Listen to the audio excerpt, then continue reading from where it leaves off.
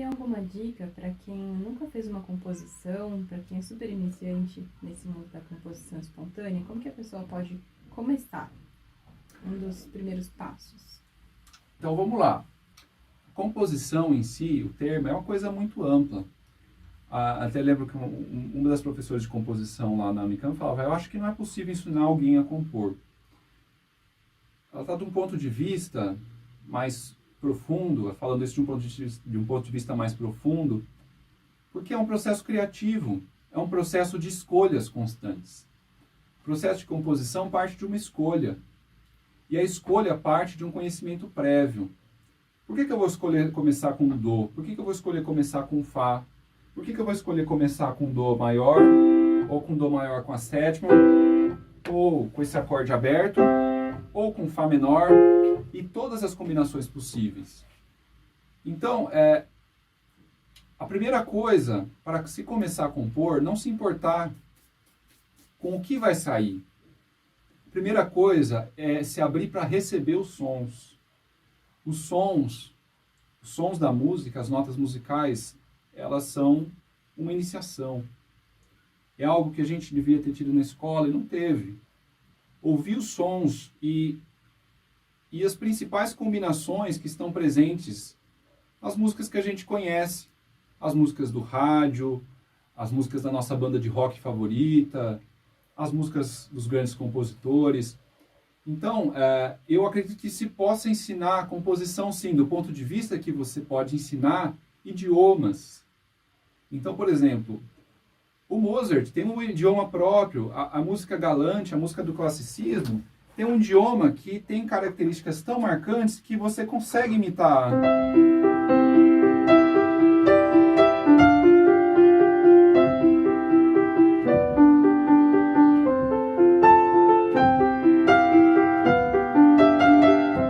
Mais ou menos assim. E isso dá para se ensinar, porque a gente tem uma série de padrões.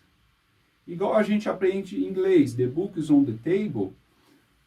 Esse aqui, essa sequência aqui de acordes, é o the book is on the table do classicismo, que é, em termos musicais, uma tônica, um acorde de tônica, um acorde dominante, que volta para a tônica.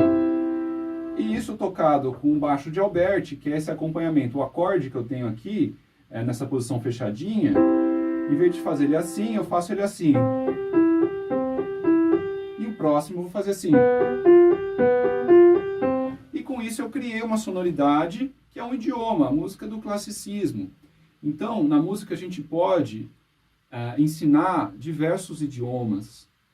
O Chopin tem um idioma próprio, o Beethoven tem um idioma próprio, o Debussy. Quem que são os grandes compositores? Aqueles que conseguiram ir além da sua época, criar um novo idioma, criar um idioma próprio, algo que ficou marcante. Então você tem o som do Debussy, você tem, enfim, todos esses que eu citei, tem o Bach.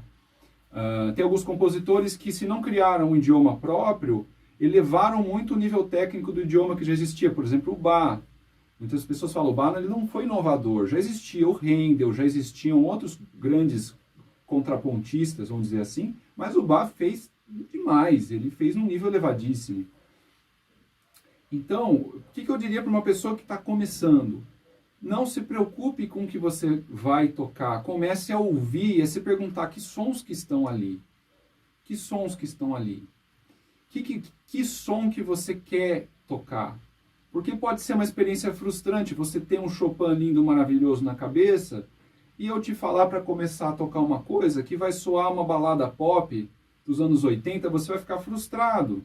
Ou seja, então o primeiro passo é entender qual é o estilo musical que, exatamente, que a pessoa gostaria de tocar, né? Em exatamente. qual estilo ela gostaria de compor? Por exemplo, o meu estilo pessoal, ele é uma mistura do que eu estudei de Chopin, com o que eu estudei de Debussy, com alguns elementos do jazz. Mas, por exemplo, se você me pedir para eu tocar frevo, eu sou totalmente iniciante, eu não tenho essa referência em mim, então eu não sei tocar. Então, o que eu entendo de saber composição é ter intimidade com estilos.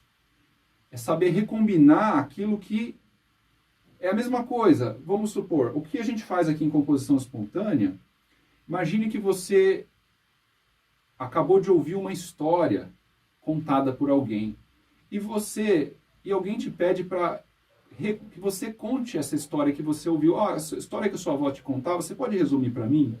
E você conta com as suas próprias palavras. A história vai ser igual? Não, vai ter as suas palavras. Você vai ressaltar aquilo que foi mais importante. Então, pode dar as pausas que você quiser. Das pausas. Pode contar mais rápido. Pode querer descrever um pouco mais o ambiente. Às vezes você fala de uma porta de madeira que a sua avó não falou. Você fala de uma flor no jardim que não tinha. Você pode dar a sua versão, dar o seu tempo. Então, a música é um processo de linguagem. Então, a gente precisa ouvir e receber primeiro. A gente precisa receber as notas, conhecer o som, saber, por exemplo, que o Dó menor tem um som mais escuro, ou triste, ou profundo do que o Dó maior. E saber que o Dó maior e o Dó menor são ingredientes básicos de muitas músicas. E por aí vai. Cada idioma, cada época da música vão ter características muito marcantes que você vai começar. Se você quer, por exemplo, compor um rock estilo Beatles, por exemplo, você vai partir de uma determinada estrutura. Você já vai de cara na fonte, naquilo que já vai te trazer aquele som. E a partir dali você vai se sentindo em casa. É alguma coisa que você já escuta, né? Então, a primeira coisa para o iniciante é isso. Escutar as músicas que gosta e procurar se informar. Eu gosto demais de Chopin, eu queria começar a improvisar, mas eu queria que soasse Chopin. Então, como que eu posso chegar nessa sonoridade? Por exemplo, o Chopin, por exemplo, a linguagem harmônica dele, na maioria são coisas tonais, campo harmônico maior, campo harmônico menor.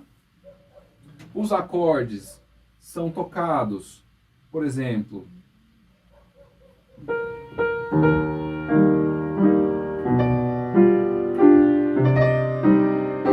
eles são tocados de forma a explorar a extensão do piano, tirar um sonzão do piano. Então, o que no classicismo era assim,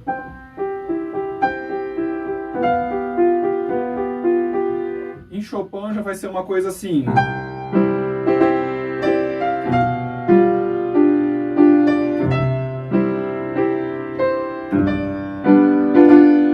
O Chopin já aproveitava, era uma época que o piano já estava quase que já tinha terminado de se desenvolver, a construção do piano já era muito mais parecido do que esse piano que a gente tem aqui. Então já tinha o pedal, já tinha as 3 cordas. Então é um piano já mais barulhento.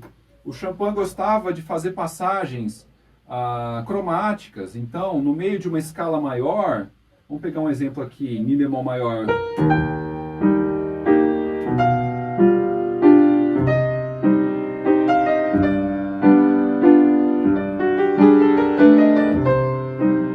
Eu errei aqui esse acordezinho no final, mas passagens cromáticas, ou seja, a escala, por exemplo, se a gente está numa escala de Mi bemol maior, a gente tem essas notas aqui. Ou seja, a gente se permite em alguns momentos ter a liberdade de fazer isso aqui. E o Chopin é cheio dessas coisas. Enfim, resumindo, cada idioma vão ter caminhos. Então é legal ouvir e começar a galgar as informações que vão te colocar no caminho certo. Para você começar onde você quer ir. Então, a composição é uma viagem. Você pode pegar um avião e ir para a Rússia, ir para o Canadá, ir para Marrocos. Viajar é legal? Se você está de acordo, você quer ir para tal lugar, você tem algo a desfrutar, a viagem pode ser muito legal. Agora, você pegar um avião, você está querendo ir para a França e te levam para o Egito, a viagem pode ser algo frustrante. E o mesmo pode... Uma coisa que pode acontecer é a pessoa não saber exatamente qual estilo, porque às vezes pode ser como o seu, uma mistura de alguns estilos, mas se ela for mais ou menos ali nas proximidades, por exemplo, eu não sei em qual país, mas eu sei que fica na Europa. Então a pessoa vai para a Europa, vai lá para o centro da Europa e vai conhecendo, experimenta um pouquinho a França, experimenta um pouquinho Bélgica, Suíça e vai... Exatamente. Vai se encontrando. E geralmente começa assim. Uhum. O caminho do compositor é um caminho de autodescobrimento. Uhum. O compositor, ele tem a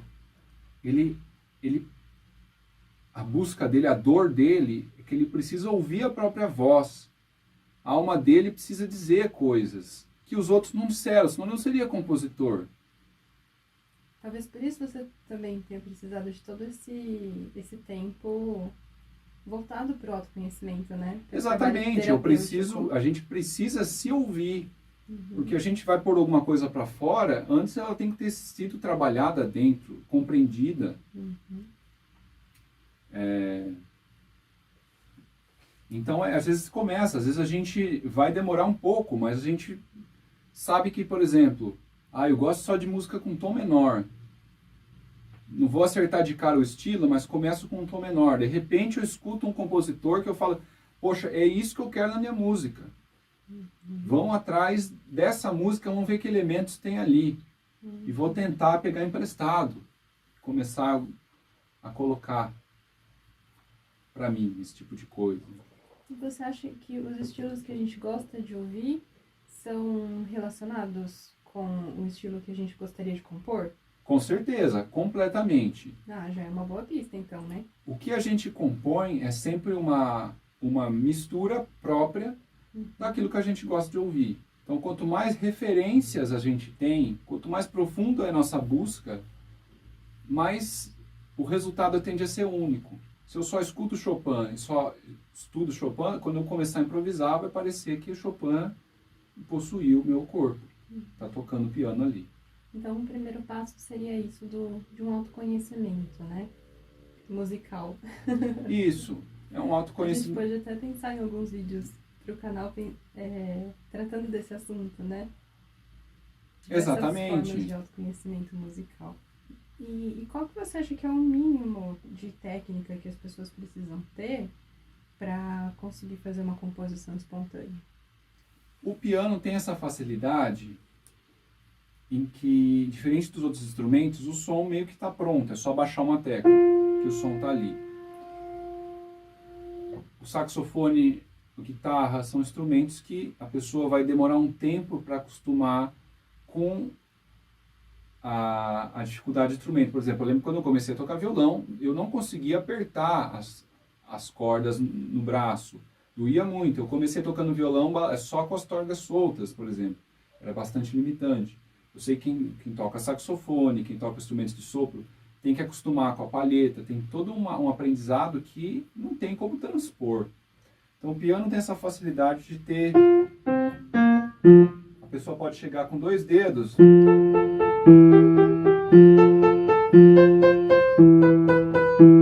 e criar alguma coisa. Eu estou com 2 dedos aqui.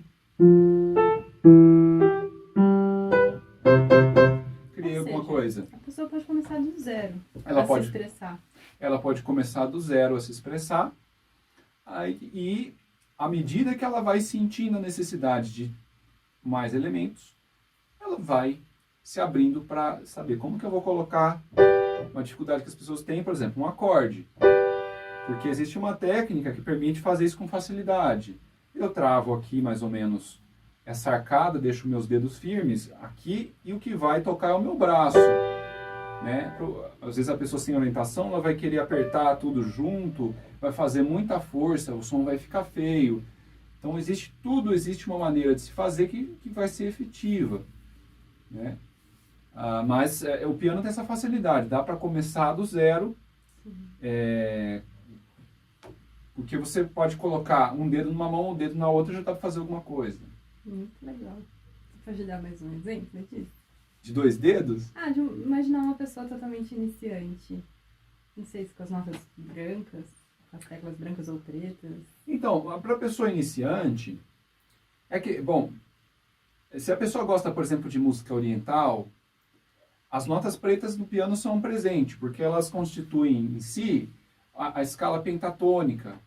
Então, a gente pode, por exemplo, eu vou tentar simular uma pessoa que não tem técnica nenhuma usando só 2 dedos, ok? Eu vou usar assim, que é mais... Acho que 2 em cada mão até que vai, né? Não, eu vou começar para ser bem, para exemplificar bem isso. Até tem uma técnica para quem quer começar. Os japoneses utilizam isso para as crianças, que elas têm uma mão muito pequenininha. Você apoiar o polegar e o indicador. Isso dá uma firmeza. Porque assim, assim uma pessoa que não conhece a técnica, ela ainda não tem arcada. Então ela vai tocar, ou o dedo vai fazer isso, ou o dedo vai fazer isso. Mas se ela segurar aqui, ela consegue dar essa firmeza. Então, alguns japoneses colocam as crianças para tocar assim, como se fossem uns louva-a-Deus, né? Então, por exemplo, aqui eu posso explorar as notas pretas. Qual que é uma dica? Dá para fazer um acompanhamento e uma melodia. Então, eu vou colocar aqui nessa nota aqui e vou explorar as outras.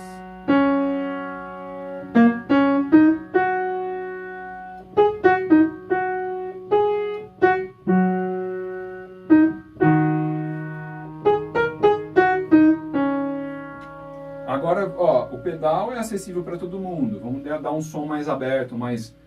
parece que o piano vai respirar agora.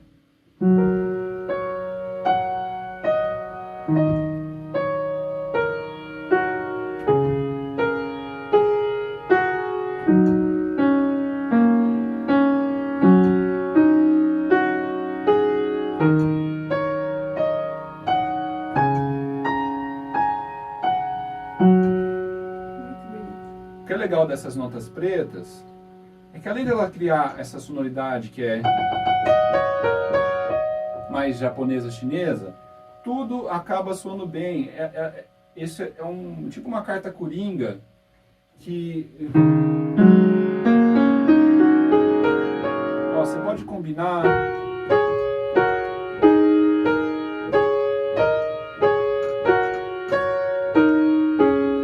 que tudo acaba soando...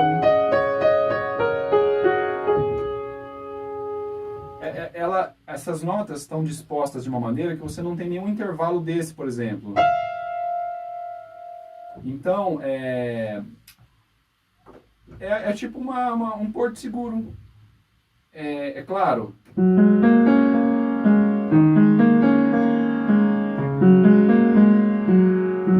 Eu tenho minha memória dos sons para estar fazendo alguma coisa que faz sentido. Eu já conheço. Então, quando eu começo a tocar... consigo prever como vai soar. E quando a pessoa é iniciante, ela não vai conseguir prever. Ela não precisa escutar primeiro. Então, ganhar ganhar memória disso, né? É aí que vai. Ela vai estar como um bebê aqui, e ela vai ter que explorar. Então, a minha dica é não vir desesperado e começar... Como umas crianças geralmente elas fazem assim, toca qualquer coisa que ela... Isso acaba a pessoa precisa... A dica é, conheça.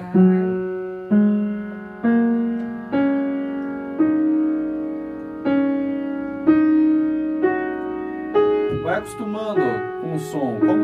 Como que é esse som passando para esse? Caminhando para o grave, caminhando para o agudo.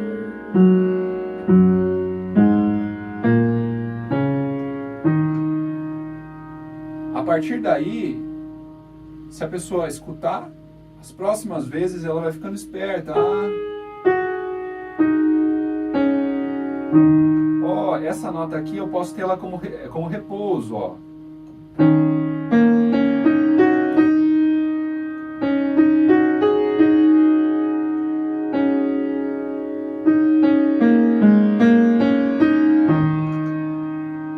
A gente já começa a perceber que as notas cada uma tem meio que uma personalidade numa escala. Isso significa que repousar numa nota é algo que pode dar, não sei, uma coerência para a música? Isso, você começa a respeitar meio que a personalidade de cada nota. Por exemplo, a escala maior, quando a gente ouve esse som e quando a gente escuta essa nota aqui, o que seu ouvido pede? Para vir para cá. E quando você está aqui, sensação de estabilidade. Sensação de instabilidade. Estabilidade. Então, o conhecimento musical envolve isso. Cada agrupamento de notas, escalas, acordes, as notas vão assumindo papéis diferentes, como se fossem personagens numa peça de teatro.